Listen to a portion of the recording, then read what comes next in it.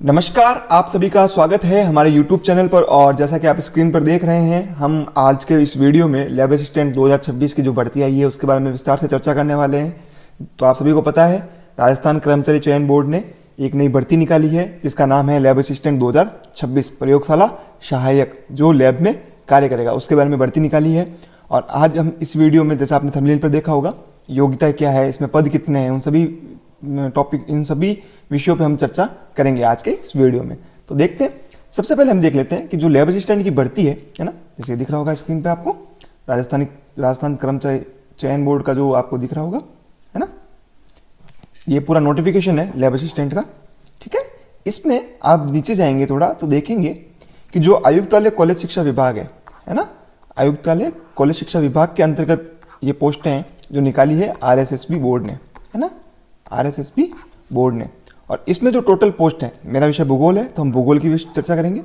जो प्रयोगशाला सहायक में जो भूगोल की पोस्ट है वो है टोटल 136, यानी कुल पद कितने हैं 136, 136 कुल पद है। उनमें से 117 जो पद हैं वो गैर अनुसूचित क्षेत्र के हैं और 19 जो पद हैं वो अनुसूचित क्षेत्र के हैं। ठीक है, तो ये भर्ती है प्रयोगशाला सहायक की। ठीक है, तो ये तो हो गए टोटल पद।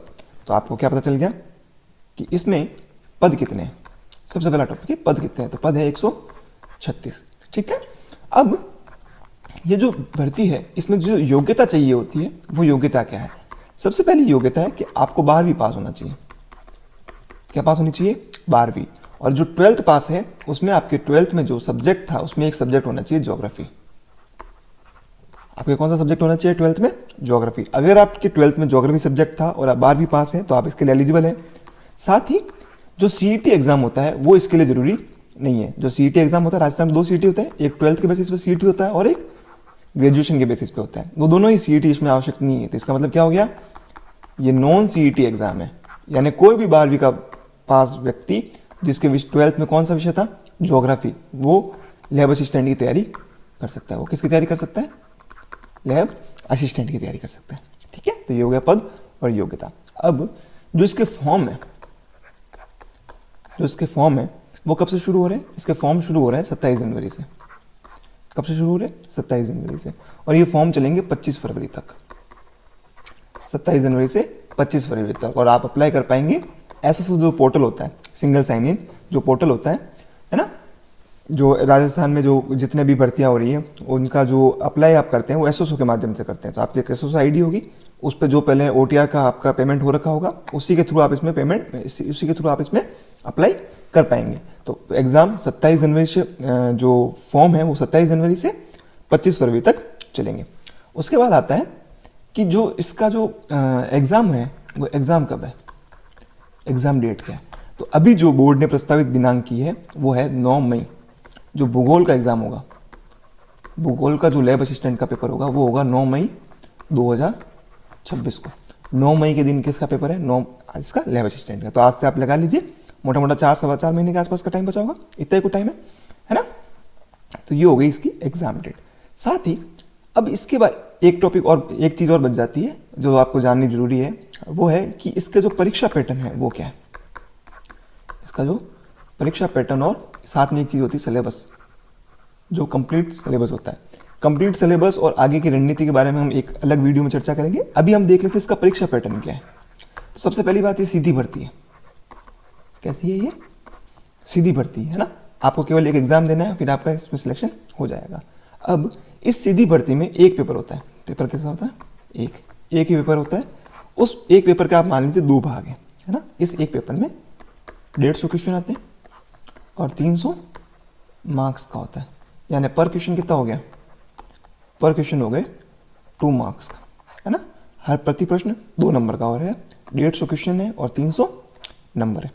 ठीक है, साथ ही इसमें 1/3 की जो नेगेटिव मार्किंग होगी। 1/3 की क्या है, नेगेटिव मार्किंग। नेगेटिव मार्किंग के साथ साथ इस पेपर में 40% नंबर लाने जरूरी है। यानी कि अगर 300 का पेपर है तो 300 का जो 40% बनेगा उतने आपको नंबर लाने जरूरी है, अन्यथा आप पास नहीं किए जाएंगे। ठीक है, कैटेगरी के हिसाब से में अगर कोई कैटेगरी से, जैसे SC/ST कैटेगरी का है तो उसको 5% की अतिरिक्त छूट भी मिलती है।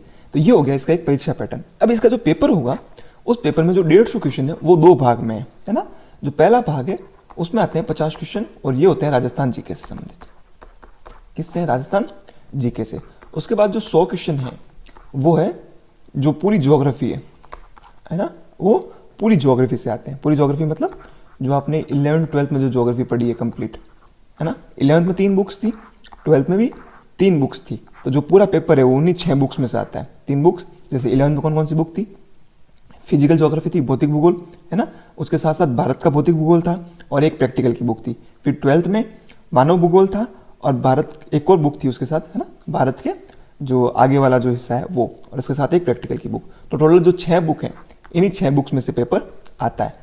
फिर जो 50 क्वेश्चन है, 100 क्वेश्चन तो हो गए राजस्थान, ये 100 क्वेश्चन हो गए ज्योग्राफी से और 50 क्वेश्चन हो गए राजस्थान जीके से।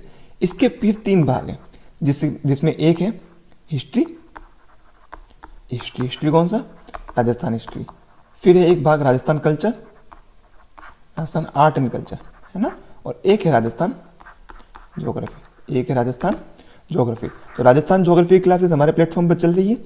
इसके अलावा अब हम कोशिश कर रहे हैं कि ये ज्योग्राफी वाला पार्ट है, जो 100 क्वेश्चन वाला पूरा पार्ट है, इसकी भी हम क्लासेस लेके आए। तो जीके वाले में एक हिस्सा आपका क्लियर हो जाएगा हमारे यूट्यूब से, और ये जो 100 क्वेश्चन वाला जो ज्योग्राफी वाला पार्ट है, इसकी निःशुल्क कक्षाएं, अब उस पर एक डिस्कशन चल रहा है, कैसे करना है, विचार विमर्श चल रहा है। तो इसकी निःशुल्क क्लासेस कैसे लाई जाएंगी, क्या रिवीजन बैच होगा या पूरी जो प्रॉपर क्लासेस होंगी एनसीईआरटी बेस्ड होंगी, उसके बारे में बहुत जल्द आपको सूचना दे दी जाएगी। तो ये किसका पूरा परीक्षा पैटर्न है। एग्जाम डेट आपको पता चल गई, परीक्षा पैटर्न आपको पता चल गया, फॉर्म कब से कब तक भर सकते हैं, है ना।